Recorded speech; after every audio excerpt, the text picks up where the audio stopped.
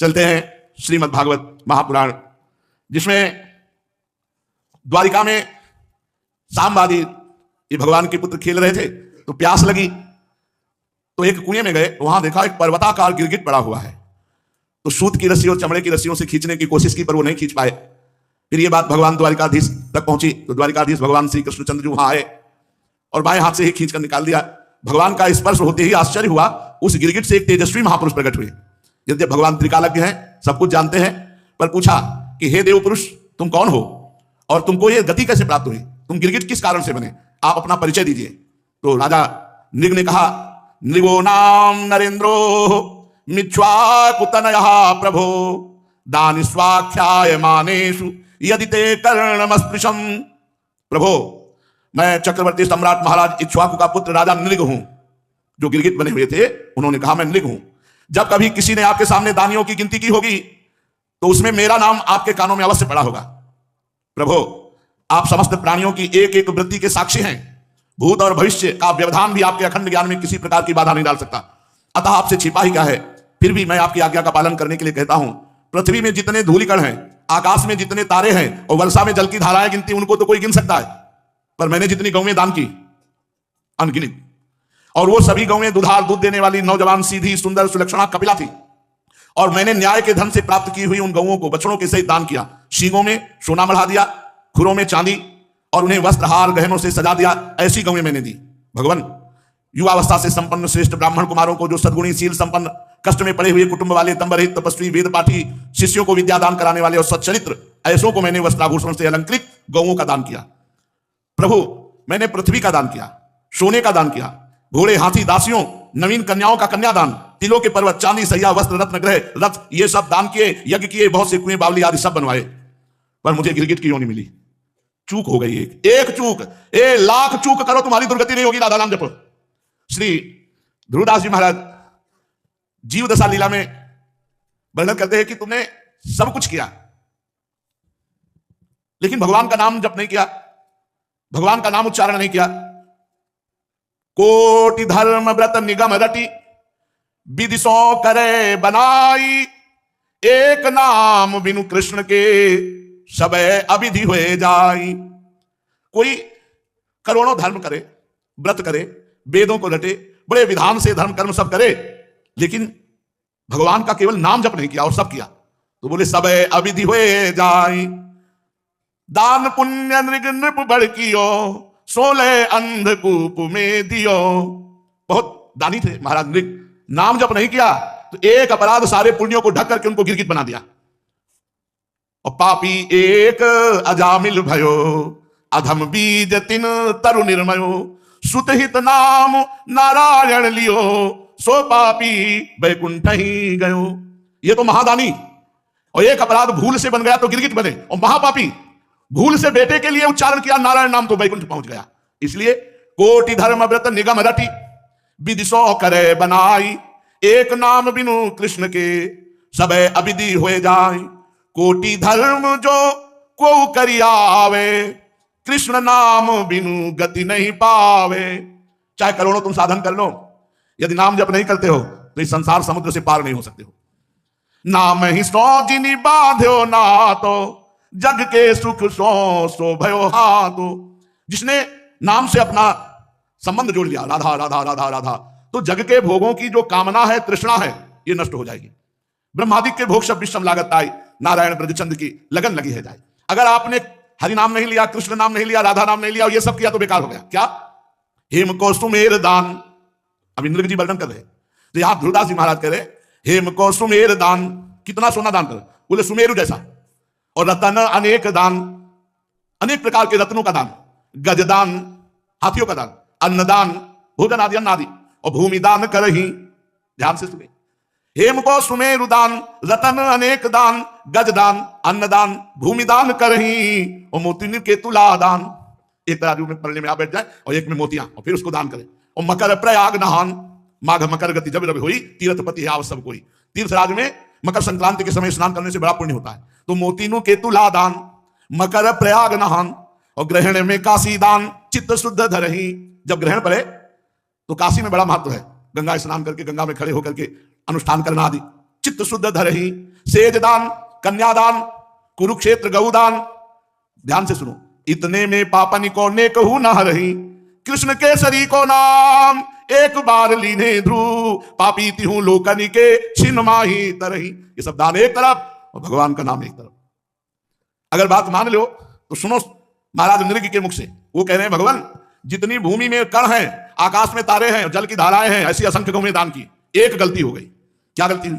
एक दिन दान ना लेने वाले तपस्वी ब्राह्मण की एक गाय भूल से उधर गौशाला के पास गई होगी, तो गौरक्षकों ने समझा कि महाराज की ही गौशाला के, तो अंदर कर लिया। और जो ब्राह्मण को दान दिए जा रहे थे, तो वो गाय जो तपस्वी ब्राह्मण दान नहीं लेता था, उसकी गाय भूल से गौशाला से दान में आ गई। तो जो दान लिए था ब्राह्मण, वो बड़े आनंद से जा रहा था, और वो ब्राह्मण जिसकी गाय खो गई थी, उसने कहा ये गाय तो मेरी है। तो दान लेने वाले ने कहा ये गाय तो मेरी, महाराज नृग ने अभी दिया है। तो बोले नहीं, गाय मेरी, महाराज नृग कैसे दे सकते? तो बोले चलो महाराज के पास। अब महाराज के पास गए, और जो दान लिया था उसने कहा महाराज आपने गाय अभी दान दी? बोले हाँ स्वीकृत है, मैंने आपको दी। तो जिसकी गाय खो गई थी उसने कहा आप दान कैसे दे सकते हैं, गाय मेरी है और मैं किसी से दान कभी लेता नहीं, तो आपने हमारी गाय दान कैसे कर दी? आपने हमारी गाय चुरा ली। ब्राह्मण की बात सुनकर मैं भ्रमित हो गया, मैं धर्म संकट में पड़ गया। तो जिसकी गाय थी उससे कहा 1 लाख गाय दूंगा, आप इस गाय को दान दे दिया हमने, तो दे दिया, तुम्हें 1 लाख गाय देता हूं। उनका मैंने कभी दान लिया ही नहीं, मैं अपनी गाय लूंगा। जिसको दान किया था उससे कहा 1 लाख गाय दूंगा, तुम बोले नहीं हम यही गाय लेंगे। मैंने हाथ जोड़कर दोनों से कहा मैं आपका सेवक हूं, मेरे से अपराध बन रहा है, आप कृपा कीजिए, इस अपराध से मुझे बचाइए। राजन मैं इसके बदले में कुछ नहीं लूंगा, ये कहकर तो गाय का स्वामी चला गया जो कभी दान नहीं लेता था। इसके बदले में 1 लाख क्या तुम और 10,000 गाय दो तो भी मैं नहीं लूंगा, ये कहकर दूसरा ब्राह्मण चला गया। जब मेरी आयु समाप्त हुई तो केवल इतने के कारण मुझे यमपुरी ले जाया गया। यमपुरी में ले जाकर के धर्मराज ने पूछा तुम अपने पाप का फल भोगना चाहते हो पहले या पुण्य का? तो हमने कहा पाप का। तो मुझे तत्काल ये गिरगिट का शरीर मिला द्वारिका के कुएं में। तब से मैं बड़ा कष्ट भोग रहा था। आज आपके दर्शन से गिरगिट योनि से मुक्त हुआ हूं। प्रभु मैं ब्राह्मणों का सेवक, उदार दानी, आपका निज जन, बड़ी अभिलाषा थी कि आपके किसी प्रकार दर्शन हो जाए। ये आपकी कृपा है कि पूर्व जन्म की हमारी स्मृति नष्ट नहीं हुई। हे परमात्मन, बड़े बड़े शुद्ध हृदय योगीश्वर उपनिषदों की दृष्टि से अपने हृदय में आपका ध्यान करते रहते हैं। हे इंद्रियातीत परमात्मन, साक्षात आप मेरे नेत्रों के सामने आ गए। ये कितनी बड़ी कृपा है आपकी। प्रभु मैं तो अनेक प्रकार के व्यसनों दुखद कर्मों में फंसकर अंधा हो रहा था। आपका दर्शन तो तब होता है जब संसार चक्र से छुटकारा मिलने का समय आता है। हे देवताओं के आराध्य देव पुरुषोत्तम गोविंद, आप ही व्यक्त और अव्यक्त जगत तथा जीवों के स्वामी हैं। हे अविनाशी अच्युत, आपकी कीर्ति पवित्र है। हे अंतर्यामी नारायण, आप ही समस्त वृत्तियों और इंद्रियों के स्वामी हैं। प्रभु श्री कृष्ण, मैं अब अपने देवलोक को जा रहा हूं, आप मुझे आज्ञा दीजिए। आप ऐसी कृपा कीजिए कि मैं चाहे कहीं भी क्यों न रहूं, मेरा चित्त सदा आपके चरण कमलों का चिंतन करता रहे। प्रभु आप समस्त कार्यों और कारणों के रूप में विद्यमान हैं। मैं जानता हूं आपकी शक्ति अनंत है, और मैं ये भी जानता हूं कि आप स्वयं ब्रह्म हैं। मैं आपको बार बार नमस्कार करता हूं। सच्चिदानंद स्वरूप सर्वांतर्यामी वासुदेव भगवान श्री कृष्ण, आप समस्त योगों के स्वामी हैं, स्वयं योगेश्वर हैं। मैं आपको बार बार नमस्कार करता हूं। राजा नृग ने इस प्रकार भगवान की स्तुति की और परिक्रमा करके 4 मुकुट से उनके चरणों में पुनः साष्टांग प्रणाम किया। जे ही प्रणाम कर रहे थे ते श्रेष्ठ विमान आया और विमान पर बैठ करके वो देवलोक को चले गए।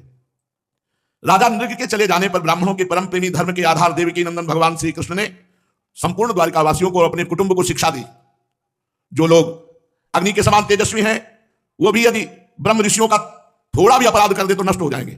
भगवान बोल रहे हैं, जो अभिमानवश झूठ मूठ अपने को लोगों का स्वामी समझते हैं, उन राजाओं की क्या सामर्थ्य है कि ब्रह्म ऋषियों का अपराध करके वो ठीक से रह सके। ना हम हाला हलम मन्ने विषम यस्य प्रतिक्रिया ब्रह्मस्वम ही विषम प्रोक्तम नास्य प्रतिविधि भूई। भगवान कह रहे हैं मैं हलाहल विष को विष नहीं मानता, क्योंकि हलाल विष की चिकित्सा हो सकती है, लेकिन यदि ब्रह्म ऋषि ब्राह्मण का धन अपहरण कर लिया जाए तो कुल परंपरा को नष्ट कर देगा। वो महाविष है, नष्ट कर देगा। उसको पचा लेने की सामर्थ्य पृथ्वी में किसी की भी नहीं है, ना किसी औषधि की है, और ना कोई उपाय है। उससे बचने का भोगना ही पड़ेगा। इसलिए वैष्णव से, ब्रह्म ऋषियों से बचना चाहिए कि हम कोई उनका अपराध न कर दे।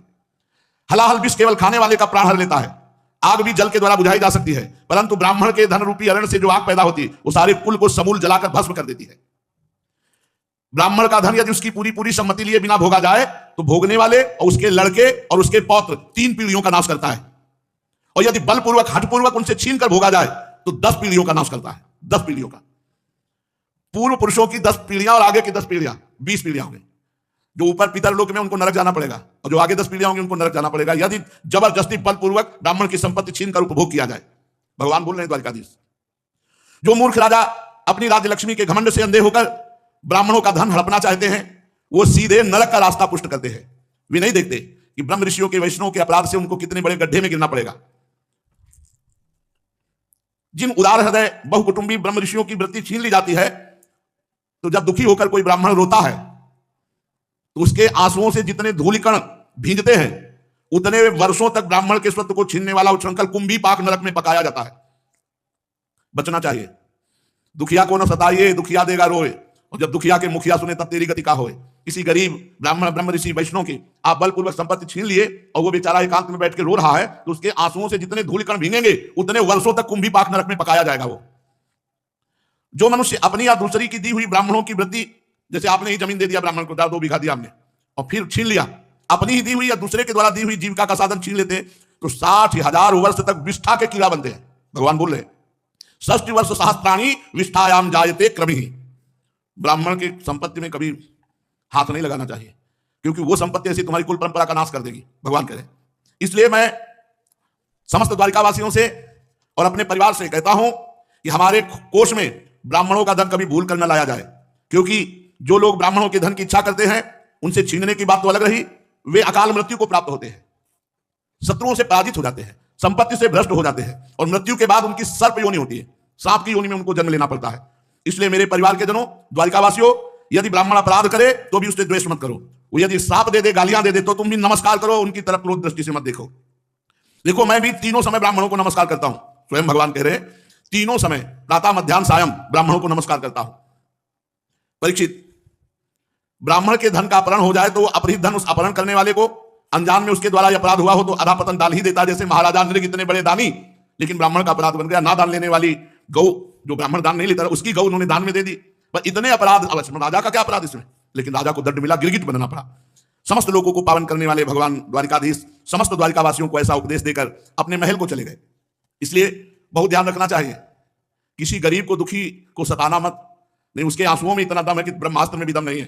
ध्यान रखना, ब्रह्मास्त्र तो एक ही जन्म मारेगा, और उस गरीब की हाय तुम्हें जन्म जन्म ऐसी जगह जन्म लेना होगा जहां महान क्लेश भोगोगे। इसलिए बहुत सावधान, धर्म के द्वारा धन कमाओ और अपने परिवार का पोषण करो। निर्दोष को, गरीब है, कोई पावर नहीं है, आप निर्दोष को दंड दे रहे हैं और दोषी को मुक्त कर रहे हैं, पुरखा पानी पा जाएंगे। लिखा है 10 पीढ़ी आगे की 10 पीढ़ी पीछे की। चाहिए पद प्रतिष्ठा तुम्हारे काम नहीं आएगी। नए पद तुम्हें पहले मिला था ना, बाद में मिलेगा, बीच में है। अगर इस पद का दुरुपयोग करते हो तो तुम्हारा पतन हो जाएगा। भगवान ने बताया, इतने बड़े महादानी नृग के द्वारा एक भूल से अपराध बनने पर उन्हें गिरगिट की योनि प्राप्त हुई। भगवान श्री द्वारिकाधीश जी अपने माता पिता देवकी वसुदेव जी को नित्य प्रणाम करना, उनकी सेवा में उपस्थित होना। एक दिन भगवान श्री कृष्ण ने बलराम जी से कहा कि तुम एक बार हमारे प्राणप्रिय ब्रज में तो हो आओ। हमारे नंद बाबा कैसे हैं, ब्रजवासी कैसे हैं, तो एक बार हमें सूचना मिले, आप जाओ। भगवान बलराम जी ब्रजवासियों की क्या वृत्ति है, किस आनंद में है, कैसे हैं, ये जानने की उत्कंठा, तो रथ पे सवार होकर द्वारिका से ब्रज में आए, नंद बाबा के ब्रज में। ब्रजवासी गोप और गोपियां बड़ी उत्कंठित थी। जब देखा कि भगवान बलराम जी आए तो सब उन्हें बड़े प्रेम से गले लगाए। बलराम जी ने माता यशोदा और नंद बाबा को प्रणाम किया। उन लोगों ने भी आशीर्वाद देकर उनका अभिनंदन किया और यह कहकर कि बलराम जी तुम तो जगदीश्वर हो, अपने छोटे भाई श्री कृष्ण के साथ सर्वदा हमारी रक्षा करते रहो। उनको गोद में ले लिया। नंद बाबा बड़े वृद्ध जो ब्रजवासी थे बलराम जी को, और प्रेमाश्रुओं से उन्हें भिगो दिया। बड़े बड़े गोपों को बलराम जी ने और छोटे छोटे गोपों ने बलराम जी को नमस्कार किया। वे अपनी आयु, मेल जोल और संबंध के अनुसार सबसे मिले जुले। ग्वाल बालों के पास भगवान बलराम जी मिले।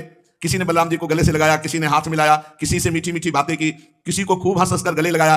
जब बलराम जी की थकावट दूर हो गई, वे आराम से बैठ गए, तब ग्वाल बाल उनके पास आए। इन ग्वालों ने कमल नयन भगवान श्री कृष्ण के लिए समस्त भोग, स्वर्ग और मोक्ष तक का त्याग कर दिया था। बलराम जी ने जब उनके और उनके घर वालों के संबंध में कुशल प्रश्न किया, तब उन्होंने प्रेम गदगद वाणी से उनसे प्रश्न किया कि बलराम जी, वसुदेव जी आदि हमारे सब भाई बंधु सकुशल है ना? आप लोग सकुशल है ना? हमें लगता है कि आपके बालक भी हो गए होंगे। क्या आप लोगों को हमारी याद आती है, हम ब्रजवासियों की? और सुना कंस मारा गया तो आपने पूरे यदुवंशियों की रक्षा कर ली। आप लोग और बहुत से शत्रुओं को जीत लिए हैं और महान दुर्ग द्वारिकापुरी में अब निवास करते हैं। परीक्षित, भगवान बलराम जी के दर्शन से, उनकी प्रेम भरी चितवन से गोपियां आनंदित हुई। उन्होंने हंसकर पूछा, क्यों बलराम जी, नगर नारियों के प्राण वल्लभ श्री कृष्ण अब सकुशल है ना? क्या कभी उन्हें अपने भाई बंधु माता पिता की याद आती है?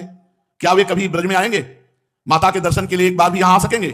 क्या महाबाहु श्री कृष्ण हम लोगों की सेवा का भी कुछ स्मरण करते हैं?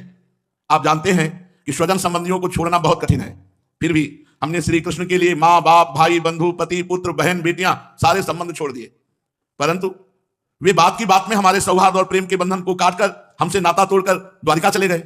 हम लोगों को बिल्कुल ही छोड़ दिया। देखो, हम चाहती तो उन्हें रोक लेती, परंतु जब वे कहते कि हम तुम्हारे ऋणी हैं, तुम्हारे प्रेम के उपकार का बदला कभी नहीं चुका सकते, ऐसी मीठी मीठी बातें करते, तो लगता है तो ऐसा कैसे हो सकता है कि हमें छोड़कर चले जाए।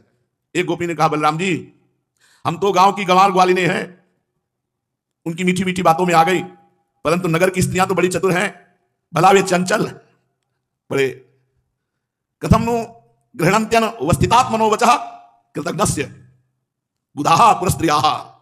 ये प्रेम की भाषा है। गोपी ने कहा, वो चंचल, वो कृतज्ञ, श्री कृष्ण की बातों में नहीं फंसने वाली। हम लोग तो ब्रजवासिनी ठहरी, उनके प्रेम में जो कहते मैं तुम्हारा ऋणी हूं, मैं तुम्हारे प्रेम का उपकार का बदला नहीं चुका सकता, तो मुझे लगता है कैसे छोड़कर जा सकते हैं। दूसरी गोपी ने कहा, नहीं सखी, श्री कृष्ण बातें बनाने में तो अद्वितीय हैं, ऐसी रंग बिरंगी मीठी मीठी बातें कहते हैं, और ऐसी मुस्कुराहट, ऐसी चितवन, चाहे नगर नारियां हो चाहे कोई भी हो, वो प्रेमावेश से व्याकुल हो जाती हैं और उनकी बातें सुनकर अपने आप को न्यौछावर कर देती है। तीसरी गोपी ने कहा, अरे गोपी, हम लोगों को उनकी बात से ही क्या मतलब है? यदि समय ही काटना है तो कोई दूसरी बात करो, कृष्ण की नहीं। उस निष्ठुर का समय हमारे बिना बीत जाता है तो हमारा भी उसी की तरह, भले ही दुख से क्यों ना हो, समय बीत जाएगा। बात करते करते गोपी के सामने भावदेश में श्री कृष्ण, वही हंसी, वही प्रेम भरी मुस्कुराहट, वही चारु चितवन, वही अनूठी चाल, वही प्रेमालिंगन मूर्तिमान होकर नाचने लगा और बातों की बात में ही मधुर स्मृति में तन्मय होकर के चिल्ला चिल्ला कर गोपी रोने लगी। हाँ कृष्ण, अभी कह रहे थे कि हमें उनसे क्या मतलब, उनका समय हमारे बिना कट जाता है तो हमारा भी समय कट जाएगा। अचानक तन्मयता हुई, बस रोना प्रारंभ कर दिया। परीक्षित, भगवान बलराम जी अनुनय विनय करने में बड़े निपुण हैं। तत्काल उन गोपियों को सांत्वना देने लगे और भगवान की मधुर मधुर बातें, मधुर मधुर लीला कह करके उनके हृदय को शीतलता प्रदान कर रहे हैं। 2 महीने चैत और बैसाख ब्रज में रहे, गोपियों के साथ रह करके भगवान श्री कृष्ण की स्मृति में तन्मय करते बलराम जी, बैठ जाते बीच में और उनकी लीलाएं, उनकी बातें, उनकी शोभा का वर्णन करते। गोपियां बलराम जी के चारों ओर उनके चरित्र का गान करती।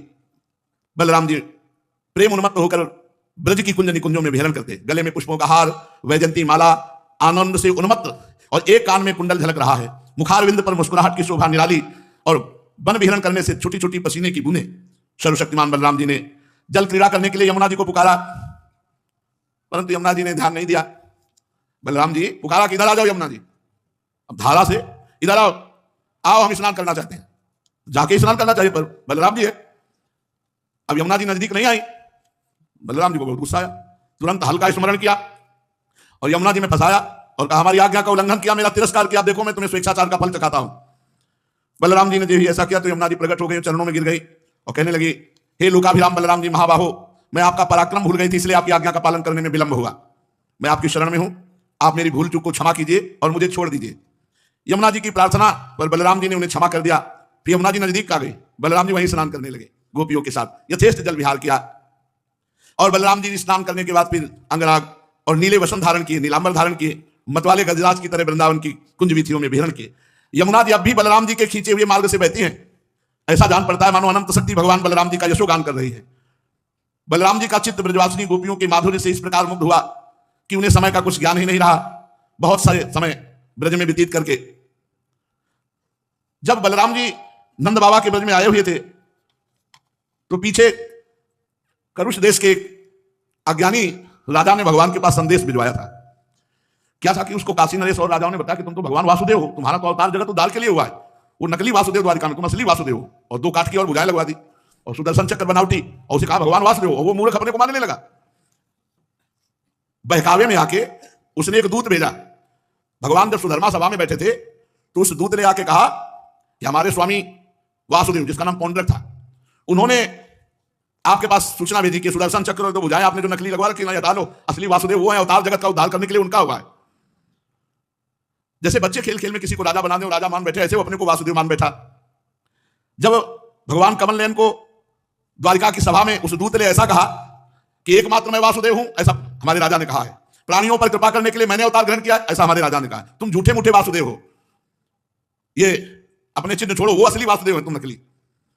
भगवान ने कहा, आगे क्या कहा है? तुम कहा कि सुदर्शन चक्र आदि छोड़कर मेरी शरण में आ जाओ तो तुम्हें मैं क्षमा कर दूंगा, नहीं तो मैं तुम्हें दंड दूंगा। उस पौंड्रक ने, पौंड्रक की बात सुनकर उग्रसेन आदि सभासद खूब जोर से ठाका मार के हंसे। जब हंसी समाप्त हुई तो भगवान ने कहा, भैया दूत, जो हम बात कहें अपने वासुदेव से बता देना, जाके तुम जाकर उनसे कह देना कि सुदर्शन चक्र छोड़ूंगा लेकिन तुम्हारे ऊपर छोड़ूंगा, तुम अपना सुदर्शन चक्र छोड़ना, अब नकली सुदर्शन और भगवान असली। जब मैं तुम्हारे ऊपर सुदर्शन छोड़ूंगा, तुम्हारे साथियों के ऊपर भी छोड़ूंगा, तभी तुम बहकी हुई बातें कर रहे हो। तब मूर्ख, तू औंधे मुख गिरकर चील, गीद, बटेर, मांसभोजी पक्षियों से गिर जाएगा। तेरा मांस चीत चीत कर ये मांसभोजी पशु पक्षी खाएंगे। भगवान का ये तिरस्कारपूर्ण संवाद लेकर पौंड्रक का दूत अपने स्वामी के पास गया और उसे कह सुनाया।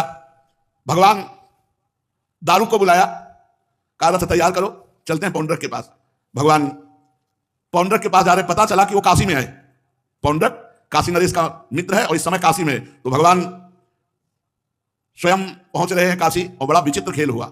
सारूप्य मोक्ष की प्राप्ति हुई उसको, पौंड्रक। मतलब झूठी बात करने से परम पद को प्राप्त हो गया। मैं वासुदेव हूं, मैं वासुदेव हूं, मैं वासुदेव हूं, ये चिंतन होने से वो सारूप्य मोक्ष को प्राप्त। यार कैसे हमारे भगवान है कि किसी भी तरह से भगवान से जुड़ जाए तो मंगल ही हो जाता है। यद्यपि भगवान की अवहेलना कर रहा है, भगवान से द्वेष कर रहा है, इसे नरक जाना चाहिए, लेकिन सारूप्य मोक्ष को प्राप्त हुआ। शेष चर्चा की श्री राधा वल्लभ लाल की।